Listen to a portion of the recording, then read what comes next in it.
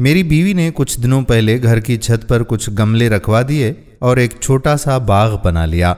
गुज़श्ता दिनों मैं छत पर गया तो ये देखकर हैरान रह गया कि बहुत गमलों में फूल खिलते गए हैं। नींबू के पौधे में 2 नींबू भी लटके हुए थे और 2-4 हरी मिर्च भी लटकी हुई नजर आई। मैंने देखा कि गुज़श्ता हफ्ते उसने बांस का जो पौधा गमले में लगाया था उस गमले को घसीट कर दूसरे गमले के पास कर रही थी। मैंने कहा कि तुम इस भारी गमले को क्यों घसीट रही हो? बीवी ने मुझसे कहा कि यहाँ ये बांस का पौधा सूख रहा है, इसे खिसका कर उस पौधे के पास कर देते हैं। मैं हंस पड़ा और कहा कि अरे पौधा सूख रहा है तो खाद डालो, पानी डालो, इसे खिसका कर किसी और पौधे के पास कर देने से क्या होगा? बीवी ने मुस्कुराते हुए कहा कि ये पौधा यहाँ अकेला है इसलिए मुरझा रहा है, इसे उस पौधे के पास कर देंगे तो ये फिर लहलहा उठेगा। पौधे अकेले में सूख जाते हैं लेकिन इन्हें अगर किसी और पौधे का साथ मिल जाए तो जी उठते हैं। ये बहुत अजीब सी बात थी। एक एक करके कई फोटो आंखों के आगे बनती चली गईं।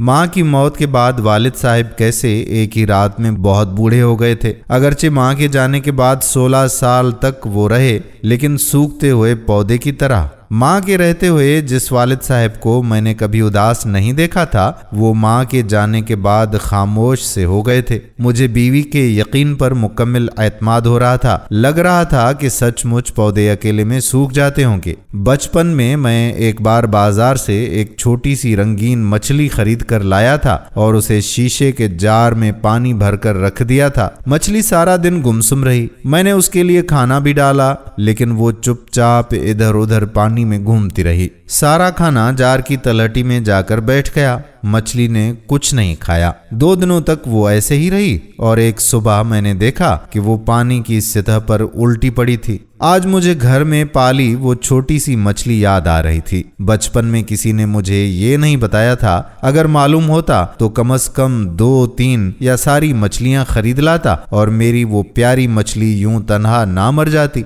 मुझे लगता है कि दुनिया में किसी को तन्हाई पसंद नहीं, आदमी हो या पौधा, हर किसी को किसी ना किसी के साथ की जरूरत होती है। आप अपने इर्द गिर्द झांकें, अगर कहीं कोई अकेला नजर आए तो उसे अपना साथ दीजिए, उसे मुरझाने से बचाइए। अगर आप अकेले हों तो आप भी किसी का साथ लीजिए और आप खुद को भी मुरझाने से रोकें। तन्हाई दुनिया में सबसे बड़ी सजा है। गमले के पौधे को तो हाथ से खींचकर एक दूसरे पौधे के पास किया जा सकता है लेकिन आदमी को करीब लाने के लिए जरूरत होती है रिश्तों को समझने की, मजबूत करने की और समेटने की। अगर दिल के किसी गोशे में आपको लगे कि जिंदगी का रस सूख रहा है, जिंदगी मुरझा रही है, तो उस पर रिश्तों की मोहब्बत का रस डालिए। खुश रहिए और मुस्कुराइए। कोई यूं ही किसी और की गलती से आपसे दूर हो गया हो तो उसे अपने करीब लाने की कोशिश कीजिए और हो जाइए हरा भरा। उम्मीद करते हैं कि हमारी आज की वीडियो आपको जरूर पसंद आई होगी और अपने दोस्तों के साथ इसे शेयर भी करेंगे।